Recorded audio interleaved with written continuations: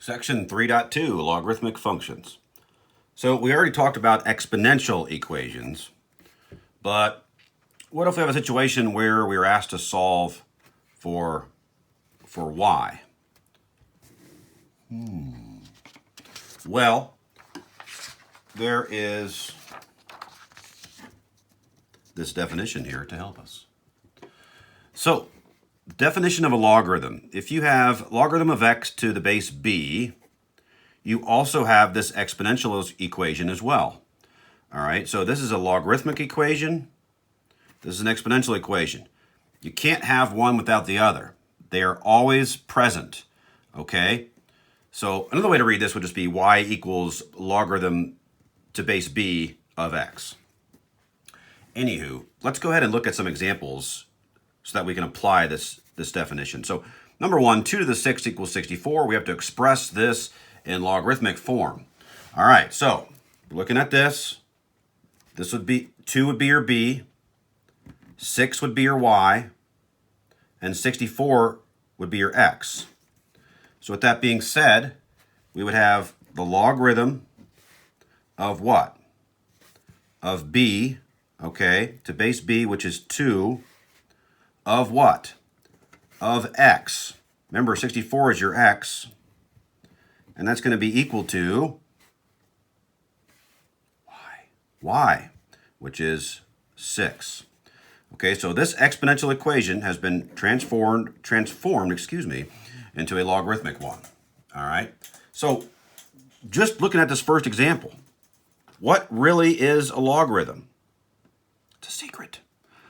A logarithm is really just an exponent.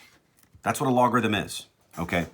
We use them to show very, very large numbers in a more simplified manner, like the decibel level of sound, for example, is a logarithmic scale. Okay, the pH level is a logarithmic scale. The magnitude of an earthquake, so on and so forth. Anywho, this equation is exponential. Let's rewrite it in logarithmic form. So, logarithm to base 1/2 of this, of 16, must be equal to the exponent -4. All right, the next thing in section 3.2, laws of logarithms. So the first three are based on our properties of exponents. So remember, a logarithm is an exponent. So if you multiply like bases when you're dealing with exponents, what do you do with the exponents? Oh, you add them. You add the exponents. That's why this should make sense to you. And in a similar manner, if you divide like bases, you're subtracting the exponents. Okay, power of a power, you multiply n times this logarithm. Okay, we'll be applying these laws by way of example here in just a little bit. The last two, if you have the logarithm to any base b of 1, you always get 0. Why is that? Because, well, we should know why that is, based on the definition of a logarithm we just talked about. B to the 0, any base to the 0, as long as this is not 0, is going to be 1. And then this one, again, use the definition of a logarithm. Base b to the first is just going to be b.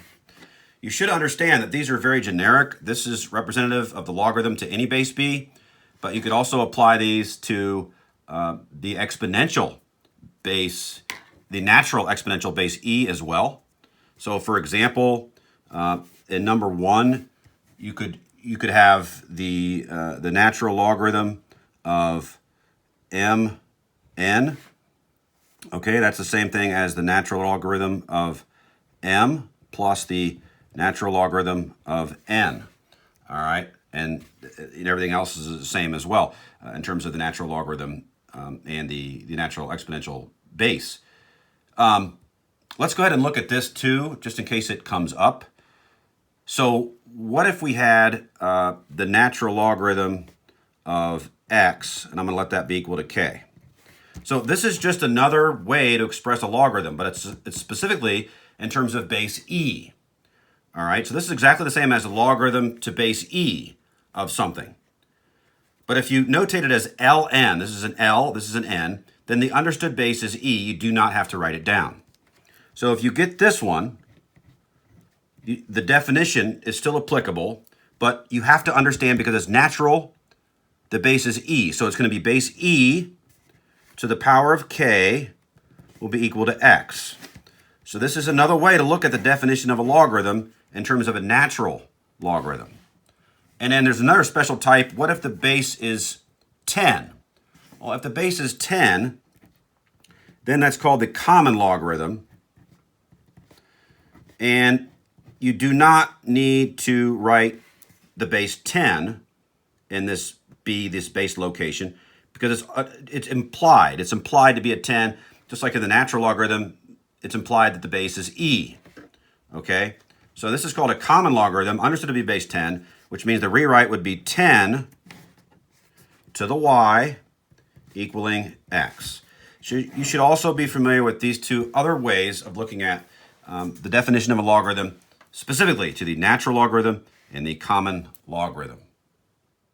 All right, let's begin to have some fun using the laws of logarithms. We are going to be expressing each of the following as a single quantity. All right, so right now we have a sum and a difference of 3 different logarithms. We want to rewrite this so it's a single logarithm.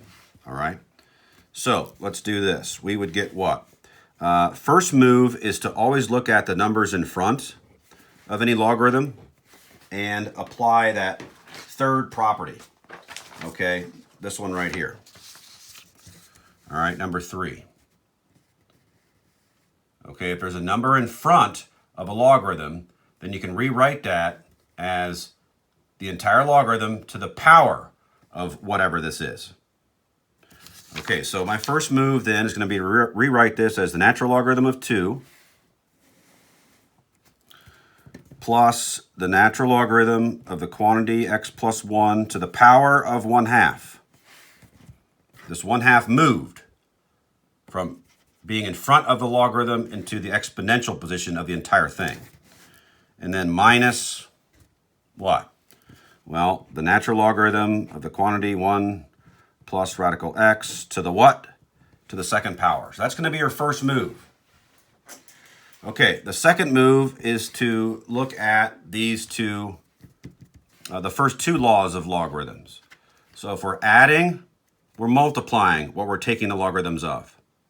If we're subtracting 2 logarithms, we're dividing what we are taking the logarithms of. Again, these are generic. Logarithm to base b, any base b. And the one we're looking at, the understood base b, is what? It's e. It's e. That's why it's written as simply ln, or natural logarithm. Okay, so let's look at the plus first. That would give us the natural logarithm of what?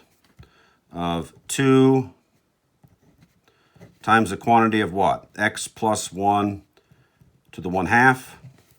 Then bring everything else down.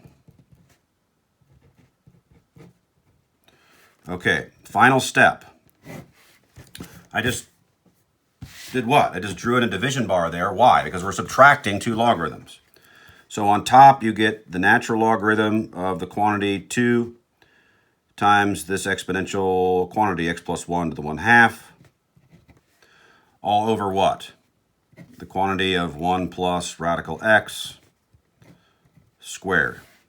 Now, actually, this is not, well, I drew the division bar too long. Okay, this natural logarithm should not be right there. The natural logarithm should be in front. So,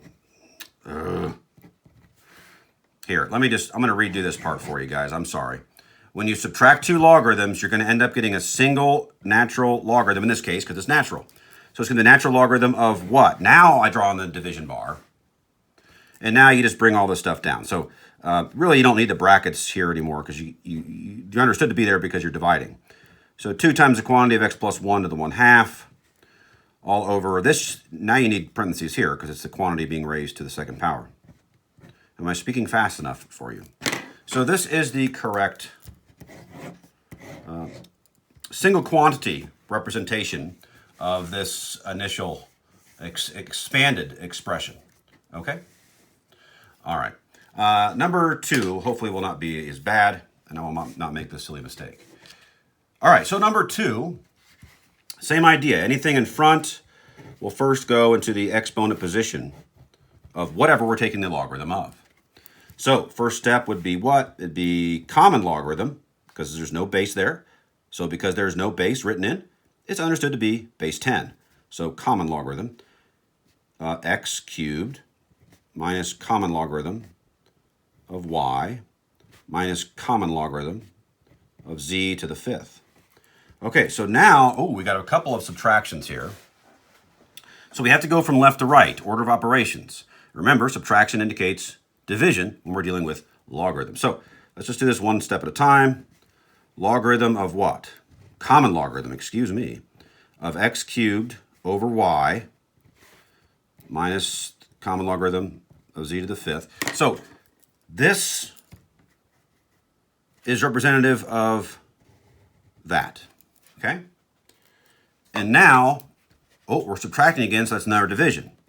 So this may be a little confusing, but you do get the common logarithm of x cubed all over what?